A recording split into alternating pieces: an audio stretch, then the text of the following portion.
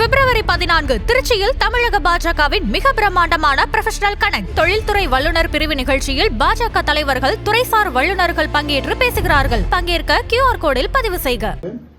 என்று சொன்னாலே ஒரு சிறப்பு இருக்கிறது. ஜவாது மலை என்பது ஏறத்தாழ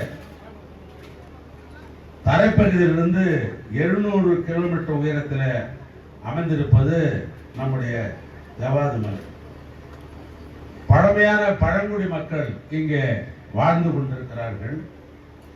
ஜமனாமுத்தர் இயற்கையாகவே ஒரு வளம் நிறைந்த மண்ணாக இந்த மண் இருக்கிறது. குளிர்ந்த காலநிலை, பசுமை காடுகள், அமைதியான சூழல் சுற்றுலா வளர்ச்சிக்கு பெரிதும் உதவுகிற ஒரு பகுதியாக இந்த பகுதி இருக்கிறது.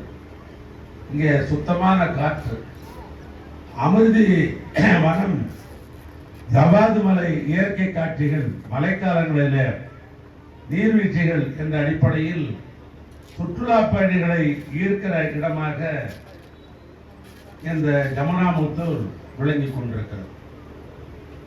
இந்த பகுதியில் இருக்கிற மக்கள் தனக்கு தாய் தொழிலாக இந்த கம்பு, ராகி போன்ற சிறுதானியங்களையும் மிளகுகளையும் காய்கறி உற்பத்தி செய்வதும் தேனை சேர்ப்பதும் என்ற அடிப்படையில் தான் குலத்தொழிலாக அவர்கள் செய்து கொண்டிருக்கிறார்கள்.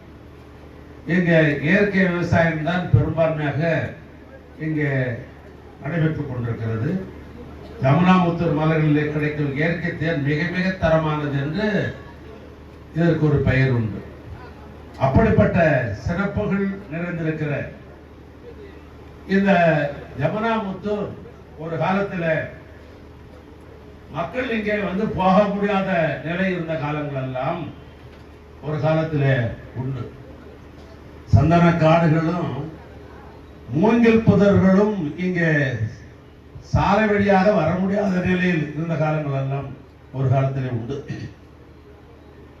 மக்களுடைய தேவைகளை எல்லாம் இவர்கள் நிறைவேற்றியிருக்கிறார் என்று சொன்னால் அதற்கு காரணம் கழக அரசு, கலைஞர் அரசு, இன்றைக்கு நடைபெற்றுக் கொண்டிருக்கிற திராவிட மாடல் அரசு என்று சொன்னால் அது மிகையாக.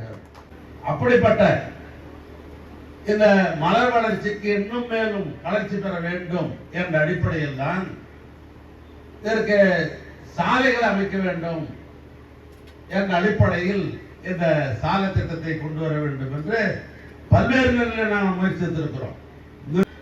பரமனந்தில இருந்து ஜமுனாமுத்தூருக்கும், ஜமுனாமுத்தூரில் இருந்து அமிர்திக்கும் தான் சாலை, அதுதான் எங்களுக்கு உயிர்ப்பானது என்று சொன்னார்கள். அந்த சாலை மட்டும் நாம் செய்துவிட்டோம் என்று சொன்னால் எங்களுக்கு இதை விட வேற ஒரு மகிழ்ச்சி மலையில் இருக்க முடியாது என்று தொடர்ந்து என்னிடத்தில் வலியுறுத்தப்பட்டது.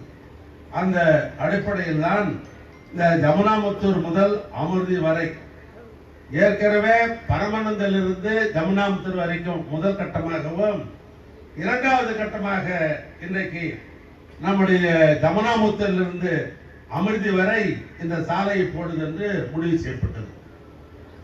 முதல் கட்டத்திற்காக 38 கிலோமீட்டர் தூரத்திற்கு 120 கோடி ரூபாய் அதற்காக நாம் செலவு செய்ய திட்டமிடப்பட்டோம். பணிகள் துவக்கப்பட்டது. இப்பொழுது இரண்டாவது கட்டமாக இந்த 39 கிலோமீட்டர் தூரத்திற்கு 103 கோடி ரூபாய் இன்றைக்கு பணம் ஒதுக்கப்பட்டது. இந்த சாலை என்பது ஏற்கனவே 3ஆம் கால சாலை என்பதை இருவழிச்சாலையாக, அதாவது ஏறத்தாழ 5.5 மீட்டர் அகலத்திற்கு இந்த சாலையை இங்கே உருவாக்குவது என்று முடிவு செய்யப்பட்டது. ஏறத்தாழ 222 பாலங்கள் வருகிறது. பல இடங்களில் ஆங்காங்கு இந்த பாதுகாப்பை கருதி ரோரல் பேரிங் என்ற அடிப்படையிலே வளைவுகளில் இன்றைக்கு புது நுட்பத்தை இந்த அரசு பயன்படுத்தி ரோரல் பேரிங் என்கிற அடிப்படையிலே வளைவுகளிலே புதியதாக பொருத்துவதற்கு திட்டங்கள் தீட்டப்பட்டிருக்கிறது.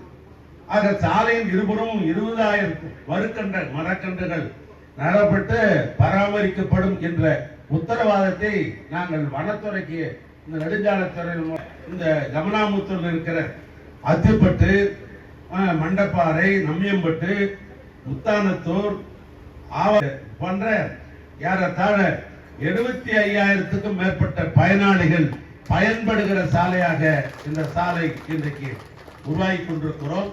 மலைவாழ் மக்கள் கிராமத்தை பொறுத்த அளவுக்கு விளைகிற பொருள்கள் சந்தைப்படுத்துவதற்கு இந்த சாலைகளை நாம் பயன்படுத்திக் கொள்ளலாம். மருத்துவ சிகிச்சை பெறுவதற்கு தலைமை மருத்துவமனை இருக்கிற திருவண்ணாமலைக்கு அவசரமாக இந்த சாலையை பயன்படுத்தி போகலாம். கொடுக்க மாட்டார்.